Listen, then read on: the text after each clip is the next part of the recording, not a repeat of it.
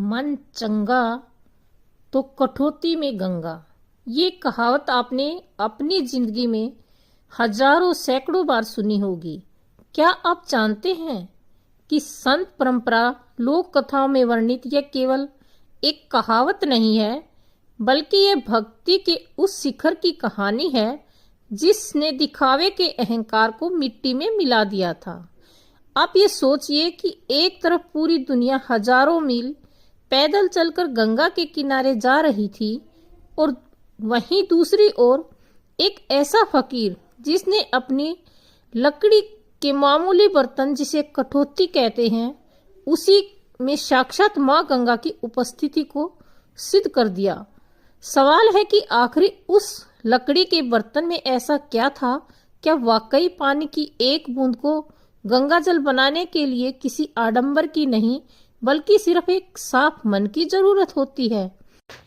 आज हम गहराई से जानेंगे संत रविदास जी के उस प्रसंग को जो ये सिखाती है कि अगर नीयत साफ हो तो ईश्वर को मंदिर में नहीं, अपने काम में ही पाया जा सकता है।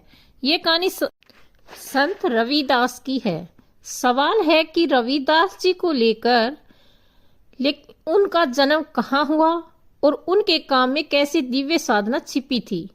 तो काशी की पवित्र धरती पर संत रविदास जी का जन्म हुआ। एक ऐसे परिवार में हुआ जिसका मुख्य पेशा जूतों की मरम्मत करना था। उस दौर में समाज में इस काम को साधारण समझा जाता था।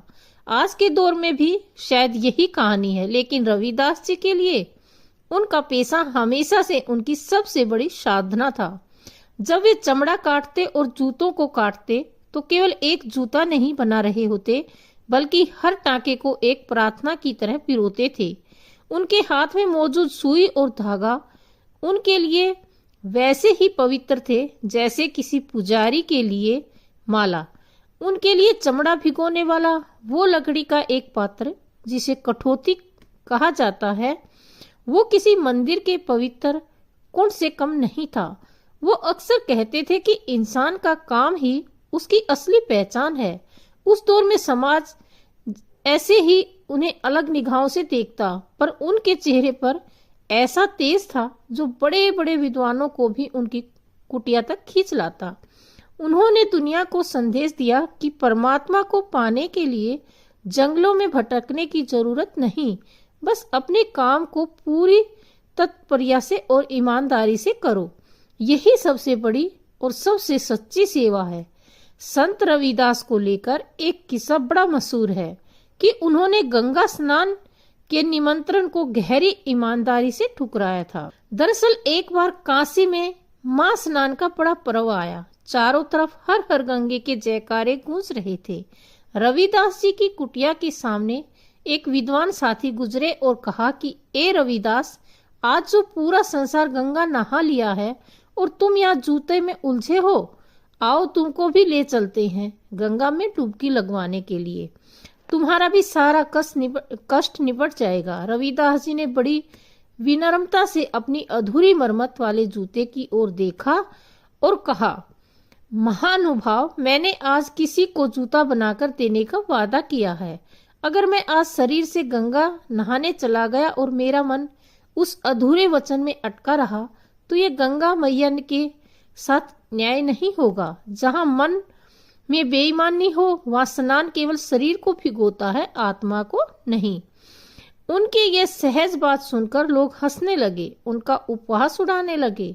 और जब भी रविदास जी ने अपनी उस पुरानी कठौती की ओर देखा और इशारा किया और वह ऐतिहासिक बात कही कि भैया, मन चंगा तो इस कठौती में भी गंगा।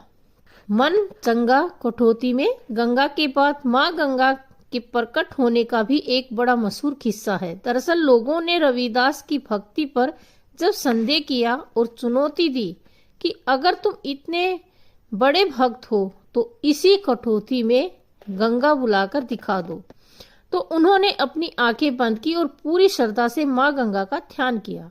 उन्होंने किसी बाहरी प्रदर्शन का सहारा नहीं लिया, बस अपने भीतर की सच्चाई को पुकारा। अचानक उस साधारण कठौती का पानी किसी तवे झरने की तरह निर्मल हो गया और धीरे धीरे एक अलौकिक प्रकाश के बीच में गंगा का हाथ उस बर्तन से बाहर आया जिसमें एक दिव्य सोने का कंगन चमक रहा था। उस पल वहां ऐसी शांति छाई कि पक्षियों का चहचहाना भी थम गया। वो चहक नहीं रहे थे। वो लोग जो रविदास जी का मजाक कर रहे थे उनका अहंकार शांत हो गया। वो कंगन रविदास जी के लिए धन नहीं बल्कि ईश्वर का आशीर्वाद था। उन्होंने कंगन खुद के लिए नहीं रखा बल्कि उस ब्राह्मण को दिया जो गंगा स्नान के लिए जा रहे थे ताकि वे उसे राजा को भेंट कर सके। हालांकि सोने के कंगन और काशी के राजा के अहंकार को लेकर भी एक कहानी है। लोक कथाओं की माने तो जब वह कंगन काशी के राजा के पास पहुंचा तो उसकी चमक देखकर रानी मनमुग्ध हो गई। उन्होंने दूसरे कंगन की मांग की। कंगन की मांग जब हुई तो ब्राह्मण संकट में पड़ गए। वापस रविदास जी के पास आए क्योंकि ऐसा कंगन तो पूरी दुनिया में कहीं और था ही नहीं। रविदास जी ने ब्राह्मण की परेशानी देखी और शांत भाव से फिर से अपनी उस कठौती में हाथ डाला। उस साधारण बर्तन में माँ गंगा ने ऐसे हजारों कंगन दिखा दिए। राजा रानी जब वहां पहुंचे तो ये सब देखकर हैरान रह गए।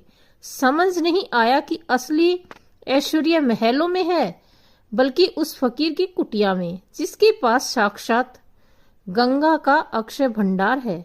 राजा ने उनके चरणों में झुककर स्वीकार किया कि भक्ति के आगे राजसी सत्ता भी छोटी है। रविदास जी ने साबित किया कि एक सच्चा भगत लोभ से कोसों दूर होता है। उसके लिए ईश्वर का दर्शन सबसे बड़ा उपहार है और शायद यही वजह है कि गुरु ग्रंथ साहिब में संत रविदास जी की वाणी को और बेगम मुरा का संदेश जिक्र हुआ। संत रविदास जी की वाणी की शुद्धता इतनी महान थी कि सिखों के 5वें गुरु श्री अर्जुन देव जी ने उनके 40 पद्यों को गुरु ग्रंथ साहिब में शामिल किया। उनके पद्यों में प्रभु जी की तुम चंदन हम पानी जैसा विलीन हो जाने वाला प्रेम है जो सिखाता है कि भक्त और भगवान को अलग नहीं कर सकते। उन्होंने अपनी वाणी के जरिए बेगमपुरा का विचार दिया, एक ऐसा समाज जहां ना कोई डर ना कोई भेदभाव। उन्होंने जातिवाद पर प्रहार करते हुए कहा कि जाति में जाति है जो केतन के पात रैदास मनुष्य ना जुड़ सके जब तक जाति ना जात। जैसे केले के तने को छीलते जाओ और अंत में कुछ नहीं बचता, वैसे ही इंसान की जातियों में बांटते रहने से इंसानियत ओझल हो जाती है। उनकी वाणी आज भी गुरुद्वारों और मंदिरों में बड़ी श्रद्धा से गूंजती है क्योंकि बिना किसी आडंबर के ईश्वर से जुड़ने का मार्ग दिखाया। और शायद यही वजह थी कि मीराबाई ने संत रविदास को अपना गुरुजन माना। संत रविदास जी के दर्शन का प्रभाव इतना गहरा था कि चित्तौड़ की रानी मीराबाई ने उन्हें अपना आध्यात्मिक गुरु स्वीकार कर लिया।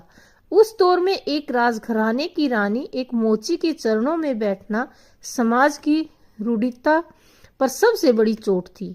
पर मीराबाई ने गर्व में से गाया कि उन्हें संत रविदास के रूप में सच्चा मार्गदर्शन मिल गया। उन्होंने समाज को ये संदेश दिया कि भक्ति और ज्ञान किसी जाति या वर्ग की जागीर नहीं। रविदास जी ने मीराबाई को सिखाया कि परमात्मा महलों के ईश्वर से नहीं बल्कि हृदय की सरलता में मिलता है। रानी मीराबाई ने उनकी शिक्षाओं को अपनाकर ये साबित कर दिया कि एक सच्चा गुरु वही है जो आत्मा को परमात्मा से मिला दे, चाहे वह किसी भी कुल से क्यों ना पैदा हुआ हो। अब सवाल है कि रविदास जी की कहानी आज के आधुनिक युग में क्या सिखाती है। तो देखिए, आज के दौर में जब इंसान शांति की तलाश में भटकता है तब रविदास जी का जीवन हमें याद दिलाता है कि समाधान बाहर नहीं, समाधान भीतर है।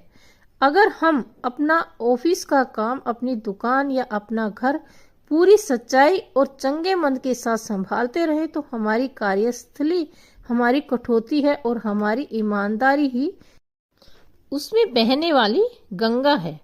रविदास जी ने जूतों की मरम्मत करते हुए साबित कर दिया कि कोई भी काम छोटा नहीं होता। छोटी तो इंसान की सोच है। उनकी ये कहानी हमें भरोसा दिलाती है कि हम जहाँ हैं, जैसे हैं, अगर हम सच के साथ खड़े हैं तो परमात्मा हमारे करीब है।